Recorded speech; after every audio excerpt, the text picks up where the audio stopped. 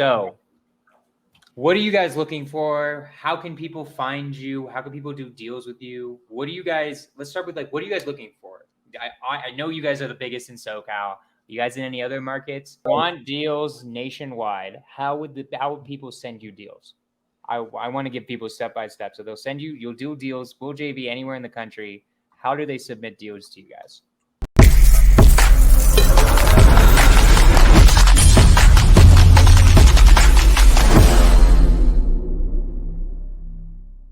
Almost like using fear, it sounded like that was interesting. It's like if I don't have any fear, this is like what I got out of it was like you said, if I don't have any fear, then I'm not doing enough, I'm not risking enough, right? And that's like a really interesting perspective, because we always think of fear as like always a bad thing, always a negative. Can you talk real quick about what you see as like the positives of fear? For me, fear tells me or shows me that I'm getting into areas that I don't know a lot about. I don't have a lot of experience, but maybe I want to go. And now I use that fear as kind of a pivot point and a leverage and a jumping off point as energy. Prior to this, I would use it. I would let the fear control me. It would shut me down to the point where I wouldn't, take action. And after a while, you start to see this fear is controlling my life, but it really doesn't have a good outcome. How can I take this fear? Because I didn't see the fear ever going away. It's always going to be there for something. How can I take this and transition it into propelling me? As an example, Richard sent me a lead today or yesterday of a gentleman who wanted me to underwrite a deal for him. The first thing he said is, "I heard you're an amazing underwriter and I am expecting a lot." I'm like, wow, he just put the bar up there. I didn't get fear. I got excited because now he has an expectation and I took the challenge and I loved it. And it worked out very well.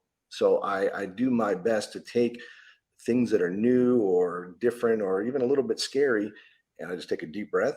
I take a long-term perspective. I look at the past history of how things have turned out. And I use that fear as energy to propel me towards where I want to go. I love it. I love it so much.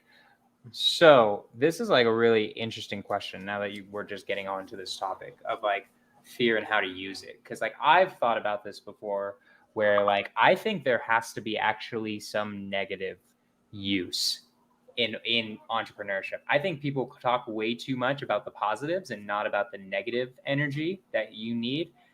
I think it's actually really useful to use negative energy to push you forward, to motivate you, right? Like I use my fears and insecurities as like the devil running behind me. I always think of like you need a carrot and then you also need like a whip. And that's the fastest going donkey, right? Like the donkey that's going the fastest is the one that's being whipped and has a carrot in front of him, right? So I want to talk a little bit about that in the sense of like, do you guys have any negative experiences or anything that pushes you forward on the negative side instead of the positive side that you use in order to motivate and turn into something that's positive? And I'll start with Richard on that one. Yeah, I mean, I've lost money on a deal before. I lost probably over six figures on one deal, possibly getting that back. But yeah, I mean, I let in money on a deal and it didn't go through, so there's always that fear of losing money again, right? So with being an entrepreneur, it's a roller coaster, right? Not everything's going to go very well, so when I lost that money, that propelled me to go make more money, go make that money back, you know what I'm saying?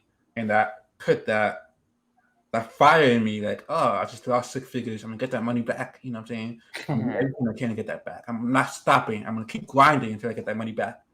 So that's the kind of thing that propels me. A lot of people say that you have to be broke to get rich, right? Because once you're broke, you're very hungry. You have that mindset, right? You have no fear. Nothing's gonna stop you. You know what I'm saying? You can't go any worse than where you're already at. So when I lost that money, that's kind of the similar thing. I was in the same mindset. I got to make that money back. I never want that to happen again.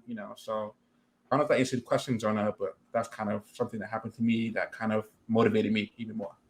That was perfect. No, that answered my question perfectly. Like, yeah, I get it. Losing 100K and then being like, God damn it, I don't want to lose it again, and I want that money back. Yeah. That seems super powerful. Mitch, how about you?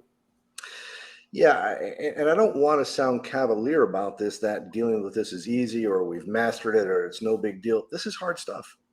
I still have fear every day. It's not easy, and some days are worse than others, but we move forward with it. And when we have failures, and I've had development projects that have not worked out, you lick your wounds and you deal with the pain. Well, what I'll do is I'll think about it. I'll sit down, I'll do some journaling on, okay, this sucked, this sucked, this sucked. I lost this, and this, but what did I learn? And we were on a Zoom call last night with some of our students talking about some of their deals, and they talked about some things that they failed at. I asked them, what did you learn? How are you different? You're going to have pain. At least I do when I have these fears. And if I have a learning opportunity, or otherwise known as a failure, what am I learning? Because if I'm not learning from my failures, then I'm just going to keep repeating the same thing over and over. And isn't that the definition of insanity, as I think Einstein or someone said? So while dealing with this stuff is challenging, we try and look at, what did I learn? What can I do differently? What will I not do next time? I love it. I love it so much. And Marco, he commented on here. He's a friend of mine, also my social media manager. Yeah, like it will happen no matter what, right? Like losing money happens at some point. It's just going to happen. I've wasted tens of thousands of dollars on nonsense that didn't end up working out, right? But like, I mean, that's what it means to be an entrepreneur. And like always the money comes back, right? Like it always comes back in some sort of way if you just keep going and you keep growing, you keep doing stuff. So You never give up. You never give up. Exactly. No matter And what. like you don't lose until you quit. There's no such thing as a true failure until you're like, all right, now I'm throwing in the towel on everything. Then you've lost, then you can't get the money back. That's when it's actually impossible to get the money back. I'll just add on that So, real quick. I've thought about quitting many times. Things have gotten tough. I've been in situations where lawyers are involved, getting very stressful. That's part of entrepreneurship. It's a roller coaster. And like Mitch said earlier, you have to get uncomfortable to level up. Like if you're sitting there comfortable, you're going to stay in the same level that you're at right now. You're not going to, grow and succeed. Not that you won't succeed, but you're going to stay at the same place that you're at right now, right? If you want to grow, you have to be uncomfortable. Like it's part of the game. It's part of the top 1%. They didn't get there by being comfortable. They got there by doing uncomfortable things to help them level up, So yeah, just wanted to add that real quick. Yeah, Good point. always. Good point. Really good 100%. point. Yeah, and if you guys ever want to just add something. Yeah, we've all had losses. I've had development losses like Richard has. And it doesn't mean you go, put your head under the blanket for a couple of days, but then you get up and you say, all right, I'm not giving up. What did I learn? What can I do differently? How can I be better? And you move forward one step at a time. And sometimes it's, 2 steps forward and one step back, but you just got to stay in the game. And like, you don't really lose or fail until you say, I'm done, I'm out. 100%. Yeah, no. And like Richard, many times I'm like, what am I doing? I should go, I should go, pump gas or something. What am I doing here? The one thing interesting for me that I think might be different from you guys, I think I had that thought once where I was like, I don't know, like, should I keep doing this? And that was when I hadn't made any money. The thing is, I think both of you have had the hard part. You guys can tell me if I'm wrong. This is like an interesting thing for me to think about because I've never had a W-2 ever. I literally, well, I guess I kind of did. Not really even. I like graduated college, went into the Peace Corps, and then immediately started doing real estate.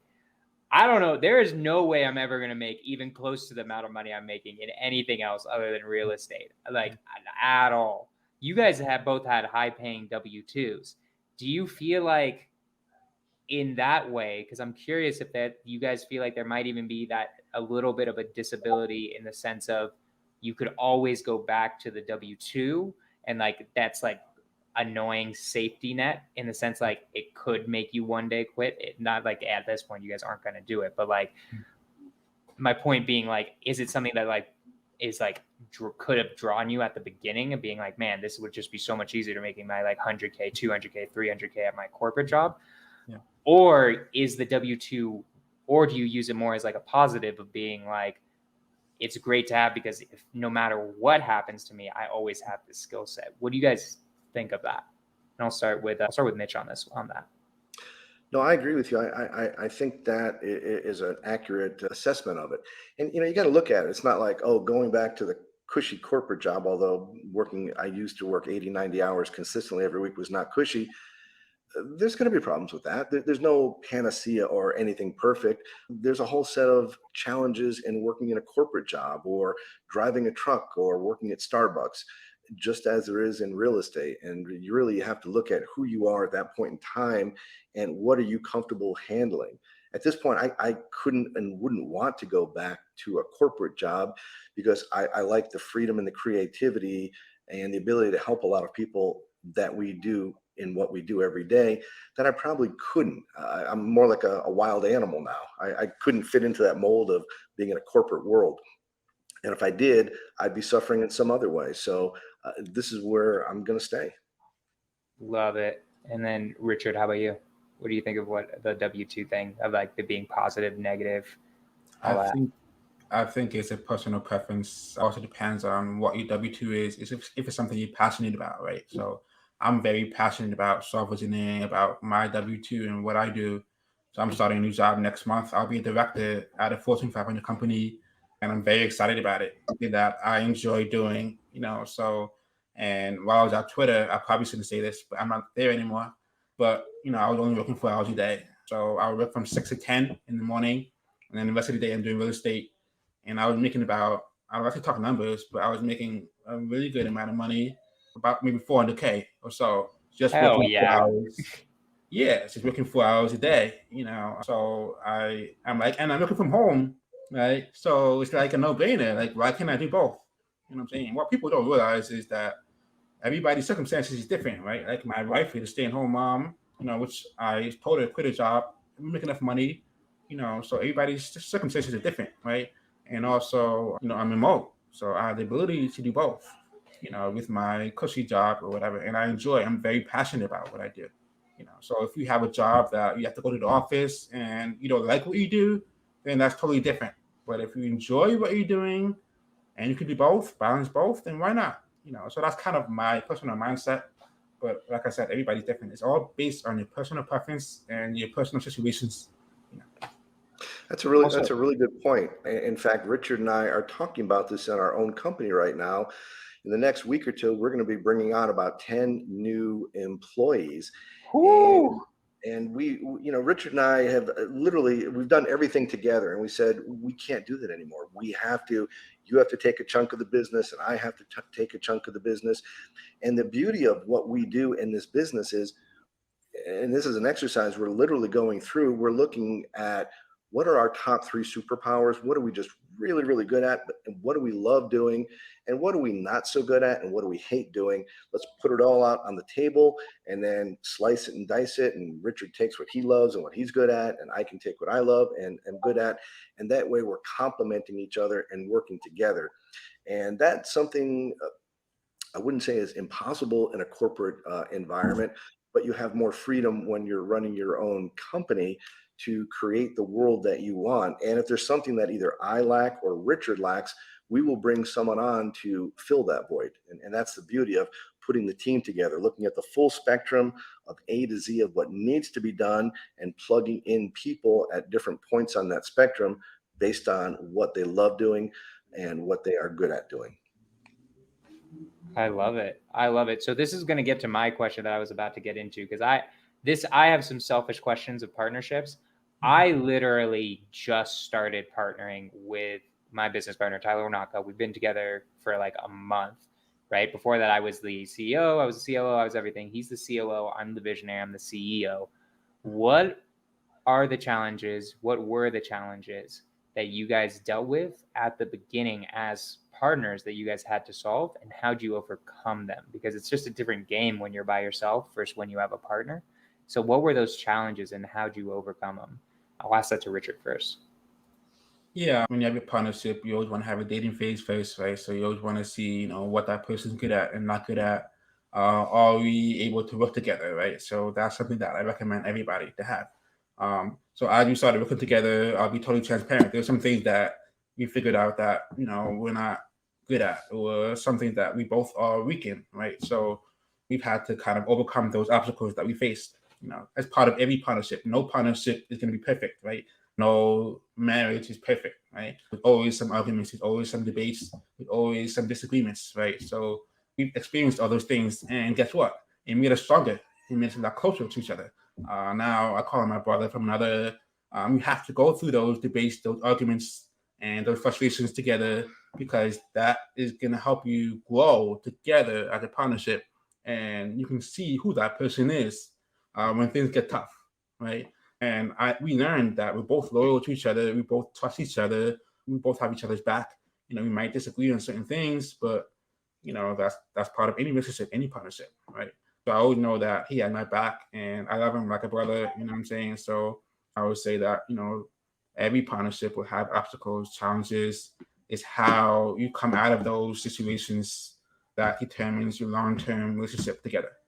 And I know that Mitch and I will work together forever until we die. So that's my brother. Yeah. I love it. That's beautiful, and I say the same. I love this man like a brother from another, and I think it's something goes back to earlier what I said. We share the same moral compass. We see the world in the same way. We have each other's backs. We don't always disagree on everything, but it's how we talk to each other. We don't try and make the other guy wrong so we can be right. There's very little of any ego involved in our relationship and our partnership. We're always trying to, if Richard says, what were you thinking there? He comes at me with respect. And so my response is, hey, I didn't think about that. That's a really great idea. Thank you. I appreciate that. And so I'm always looking to learn from him as he is from me. And that, I mean, in any type of relationship, if you treat each other with love and respect, knowing that that person has your back and you have their back, that's a great place to start. I love it. So what were the challenges though? I want to know, like, what were the hard parts? Like, what you have to figure out, right? I love the love, but like, let's also find out what were the challenges. What were you guys dealing with that you guys had to figure out at the beginning? What in the end to this day, like, what are the challenges that you guys deal with that you have to overcome as partners? I'll start with Mitch on that and then go back to Richard. I've been doing this almost 20 years, and I kind of affectionately tell people I consider myself a newbie, and I truly mean that, because this business that we're in is always changing. And so whatever I knew 6 months ago probably is not even relevant anymore. And so what I'm doing today is brand new. And I'm far from knowing everything. And there's always someone who knows a lot more than me. So I'm very humble and respectful to everyone else that I meet, to learn and grow, whether they've been doing this 3 months or 30 years. I think the challenge is, and I really don't even call them challenges, because they're exciting opportunities. And again, it's how you frame it in your mind. If you put a negative spin on it, like, oh, we got these challenges, the opportunities we have is we're bringing on 10 employees in the next couple of weeks. I've had experience managing people. I don't know if Rich has done a lot of that. That's a whole nother world on how to manage different personalities and all of that work. And really going forward on the business, there's so many opportunities. And I think I'll be the first one to admit I've got shiny object syndrome. Rich has some challenges. I've got ADD. And so every shiny ball is, exciting. So our focus is to stay focused on one thing and do that, and don't get distracted, and then finding the same things that we both want to focus on together and move in that direction without getting distracted. That is a challenge and an opportunity that will make us individually and collectively better. And then putting the systems, I think that's going to be an interesting opportunity for us, is putting all the systems. We were talking about this earlier this week. I was suggesting, I said, Rich, anything that we do consistently more than once, we should automate it, because otherwise we don't want to have to reinvent the wheel. So one of the opportunities we're going to be looking at is, how do we automate things? How do we systematize stuff to basically free us up? Because where Rich and I want to go is more working on the business versus in the business, which is building the brand, building partnerships, bringing on more people, training, and making the world bigger for a number of people. So those are some of the great opportunities we have. So love it. I love it a lot. All right. It sounds like you guys don't have any challenges, it sounds like, more or less, other than hiring people. That's what I got out of it. It's like you guys just love each other, your brother from another mother. Like, it's cool. I love it. I mean, I get it too. Like, in the sense of like my business partner and I, like, yeah, he's a really good friend of mine. And like, we don't have that many challenges. That's the cool thing, is when you find, I feel like this, you might have answered my question because of this. When you find the right person, right? Because I would say 90 to 95% of people should not partner up. Just generally speaking, it's a terrible idea. You're giving away half of your business, half of the freaking revenue, right? And profits. So you have to do it only when 1 + 1 = 11, right? Like, that's literally what it has to be, where like it has to be like absolute magic for it to work. Otherwise, having a true business partner doesn't make sense. You should just hire a COO or something like that, right? Or if you're COO, hire a CEO, right? Hire a visionary person, right? So maybe that's just it. It's like, maybe like the fact is like the challenges just become way easier if you find the right person. That might just be that's the true for answer to the anything, question. whether it's a relationship or a business partner. And one of the things that drives me is I don't want to let that guy down ever. I want to do the Right. best by him because I feel a personal responsibility to him as a friend and a business partner. And if I ever do less than ideal, it affects me. And so I'm always trying to keep the bar high as possible to keep it moving forward. Yeah, also we've been leaders at the Subto community for over about a year before we actually became partners. So we've already worked on some JV deals together. So we kind of understood how we work together, right? So that was kind of our dating phase before we actually became partners, right? And then once he came out of salary partner with me, that solidified everything, right? At that point. So yeah, like I said earlier, always have a dating phase, have a trial period phase before you officially become partners, so that's what I recommend. And for us, it's been working very well for us. So, we're partners till we die. Ride or die, baby. Bad boys for life. I love it. I want to see you guys in a music video. Like, I want to see That's you guys in a rap music video. That should be next. So what are your guys' goals? What are you guys trying to achieve right now? Like, is it mainly wholesaling? Is it owning more? Is it multifamily? Like, is it more development? Like, what are your guys' goals for the rest of 2023 and into 20? Who I feel like I should ask that to Mitch because he's the visionary. I feel like it's a very visionary question. Right now, the next few months, like I said, we just interviewed a bunch of people. We're bringing them on. And so our focus over the next couple months is integrating them into the company, training them, and getting them up and running so that we can scale the business. Beyond that, we're going to systematize what we're doing so a lot of the business can run on its own, which frees Rich and I up to do more complex deals. We like the really, really challenging. Those are my favorite types of deals. And that's part of the reason Pace put us in his book for some of the really scary looking things we did. But getting that up and running, building the business, and then owning more properties, whether that's through syndication or individually, and funding that through our assignment business. And that's really where we're looking at for the rest of this year, building out the team, building the brand and the presence, and putting more properties into our portfolios. Yeah, absolutely. Yeah, like I said earlier, we've been doing a lot of active income and want to shift more towards passive. And right now is the best time to buy real estate, if creative finance, because of course prices are dropping, right? So you actually, if you get a property subject to, if you get that low interest rate and you get a low price point, it's a win-win. You get a double win, right, for that property. Versus last year when interest rates were higher, interest rates were lower last year and prices were higher. Right now, the golden age of creative finance, that you're getting a lower price and a lower purchase interest rate. So that's why we're going to start acquiring more properties this year for buy and holds. Our specific niche will probably be more wraps and more midterm rentals and short-term rentals, probably. Maybe some sober living, a mix of that, because we want to do methods where you have a higher revenue versus a long-term rental. So that's kind of what we're playing with right now. But in order to do that, we need to, like Mitch said, automate and scale the business a little bit more so that Mitch and I can focus on those kind of things. And of course, for me as integrator and software engineer, I want to implement AI in our business as well. AI is taking off, man. It's crazy. If you're not using AI in the business, you're going to fall behind. So I'm trying to implement AI in our business and automate different things that we do in our day-to-day.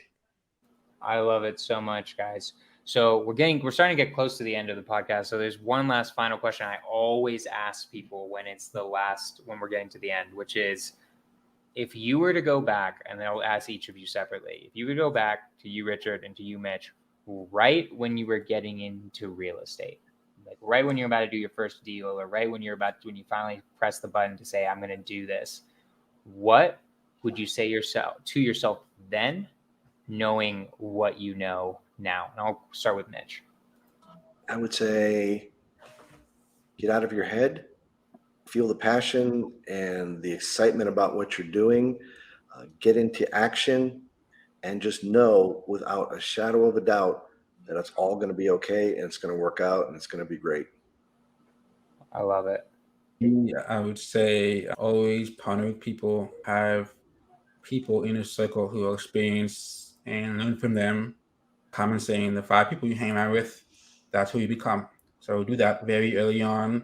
If you have a passion or interest in something, hang around people who are already doing that already, so that your trajectory will speed up very quickly versus doing things on your own. So always partner with people, always collaborate with people, and you'll be successful much quicker than making all these mistakes that other people have made for you already. So I would tell myself back then, always squad with people, always network, always collaborate with people, and you'll be just like them in the future. I love it. I love it so much, guys. So what are you guys looking for? How can people find you? How can people do deals with you? Let's start with, what are you guys looking for? I know you guys are the biggest in SoCal. You guys in any other markets? What can my audience do for you guys? What do you guys need? Yeah, so what markets we're in Southern California. That's our backyard. And we also do deals. What is Southern California, so people know? Is there a specific list of counties? Is it just generally San Diego, generally LA? What? Just because people think, I've had people just tell me silly things. They tell me it's oh yeah, isn't San Francisco Central California or something like that? And I'm it's technically in the center, but no, that's Northern California, right? So maybe a different way to ask the question is, where do we spend our marketing dollars versus where we do our deals? Yeah. We'll spend marketing dollars in Florida, Georgia, Arizona, Texas, Nevada, and California. That's where we spend our marketing dollars. We will do deals. Florida, Georgia, Arizona, California, and Texas. Moving into Nevada, Colorado, California, Arizona, Texas, Florida, Georgia. But we get a lot of opportunities from wholesalers who call us and say, hey, I don't know what to do with it. So we will JV with them. It can be in Chicago, Illinois. And if all we're doing is underwriting, structuring the deal, and closing it, we can do that anywhere. And we will do those deals anywhere in the country. Okay. Yeah, we have a deal that we're closing tomorrow in Colorado, which is not one of our primary markets. Why am I not in on this? This is my main market. Yeah. You didn't watch this podcast sooner. Fair enough. Yeah, so like Mitch said, we get JVs all over the country. We close deals in Minnesota. We close deals one tomorrow in Colorado. It's not our major markets, but we're here to help people. So if it's a good deal, if it's something that we can underwrite and structure, and it makes sense, we'll work it. Don't get me wrong, we will turn down deals if it's something that will take us too much time to underwrite it and find comps, stuff like that. We will turn down deals if we feel like it's not a good fit for us. But if we turn it down, we will point you to the right person or to the right resource, whether it be someone else who's on the ground in that market or another separate student in that market. So we are very resourceful. We are connectors as well. So I hope that answers your question. So now we work nationwide, but our primary. You guys want deals nationwide? How would people send you deals? I want to give people step by step. So they'll send you. You'll do deals. We'll JV anywhere in the country. How do they submit deals to you guys? Is there a way I can comment in the chat somewhere? I'm going to comment. I'm going to comment and bring it up. I'm writing down what you guys are saying. The quickest, simplest is reach out to us on Facebook or Instagram to at least connect with us. And then we'll send them to our CRM and our databases. Okay. So Richard, yours is at Richard Knowles. That's right there, right? Yep. And then Same thing for me. And then Richard Knowles, and then Mitch is yours, just your name. Same thing. They can reach me there, or they can reach me on Facebook or Instagram. Just reach out. And as Rich said, we love helping people. A lot of times we just spend 15, 20 minutes on the phone answering questions, just helping people. I love it. Do you have any other socials you guys want to promote or anything? Yeah, I put it in the private chat. I don't know if you can see it. If you can paste that in the comments. Oh, got you. I'll make that happen. That's our short link. What is this? To our page. We at least, as Mitch mentioned, we're hiring 10 people next week or in the next couple of weeks. So we're gonna have the staff ready to handle everybody's needs. We already have the staff now, but we'll be more staffed up. And you can submit leads through our JV web form, and then our team will get it and be notified as we, have updates and stuff like that. Is this the web form? Like, will this link lead people to somewhere where they can submit deals? Yeah, so that short link has a whole bunch of links. It shows our YouTube videos that we've had to paste. It shows how to be added to our buyers list, how to submit JV leads. It even has a lead sheet for you if you don't know how to collect information. If a seller's open terms, what information you want to collect. So it's a great resource for everybody. So check it out. And I'm gonna do it. I have kind of a sheet of what people need to give me, but then I always end up asking more questions. So I'm gonna get some value from it for sure. 100%, guys. Definitely go to this link. Give them deals. They'll do deals anywhere. They'll help you. They're amazing, amazing, amazing human beings.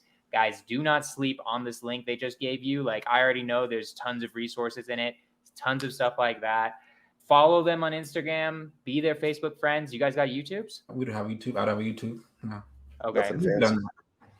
Okay. Well, then you guys need to get YouTubes and start doing a podcast or something. That needs to start happening. We need your help with that. Yeah, I mean, I can help you out a little bit with it. I got Marco, who was in the chat. He's my guy. He's a leader in Florida. I don't know if you guys know him, but if you don't know him, I'll connect you guys. And let us ask you, Jonah, what can we do to help you? What you guys can do to help me right now is if you get a goddamn Colorado deal, think of me. That's for sure. Next time you get a Colorado deal, I want to buy way more Colorado. I'll send you guys the buy box. I'm mainly buying in Colorado. I'm like you guys, as I'll help close anything anywhere, and then I'll just assign it with them to somebody who's in Subto. That's what I do. Alejandro, bro, if you got a Colorado deal, hit me up. I want to be that guy, right? Like this guy. I keep saying it, but I got to say it more. But anyways, guys, go to this link, submit deals to them, follow them on social. They're amazing. They make really cool content too. It's an amazing time. Guys, thank you guys so much. You guys have any last words before I wrap this up? Just want to thank you for the opportunity. We are both very grateful to be here. Hopefully we've added some value to you and your audience. If we can help anybody else, particularly you, please let us know. We love helping. It's really just what we love doing. Love it. Richard, got any last words? Nothing. Just go for it, man. Don't sit behind the scenes and just watch people on YouTube and Instagram, social media. Take action. Take action, man. If I can do it, you can do it. Like I said earlier, I have a hearing disability and I'm closing deals on the phone. I said that That's crazy. Hold on. Yeah. I don't know if you guys have a little bit extra time. I kind of want to ask about that. Like, how do you overcome that? That's like really hard. Like, that's really hard to I can't, I have trouble hearing sellers sometimes anyways, and I have decent enough hearing. So how, did that give you any fears or things that you had to overcome? I think it did, right? I think you were saying that. Yeah, that was a big fear, man. If I want to close deals, I figured I have to call the seller or the agent and, have conversations on the phone. And it's hard for me to assess the tonality sometimes on the phone because I rely on closed captions on subtitles, right? So it's a lot harder for me than a normal person, right? Normal hearing person. So that's the biggest challenge for me. I'm kind of assessing their tonality because I'm just reading the words, right? So that's been a big challenge for me. But I've gotten better at it. I've gotten better thanks to Mitch at rapport building and, just kind of building a relationship with the sellers. But yeah, also there's been times where there's technical issues, like the caption not saying what the person is saying because of the accents and stuff like that. But that's also a big challenge for me as well. And when that happens, I just pass it off to somebody else on my team. But yeah, if I can do it, man, it's a limited belief. I'm thinking okay, I'm not going to be able to understand these people. I'm not going to be able to close deals. But as I started taking action, I started calling more sellers, talking on the phone more, and now I'm not scared at all. I'll call a seller right now on the phone live. You know what I'm saying? Like, I'm not scared anymore. Love it. The limited belief that I had in the beginning. You know what I'm saying? So I'm telling everybody, like, don't be scared. These people who are hearing that are scared to talk on the phone. I am deaf. I'm legally deaf, and I'm talking on the phone. Deals. Very good. You know what I'm saying? So I love that. I might rename this. I might rename this like Richard Knowles, legally deaf and closing deals on the phone. And I want to say two more things. And I think Richard, I know Richard feels the same way.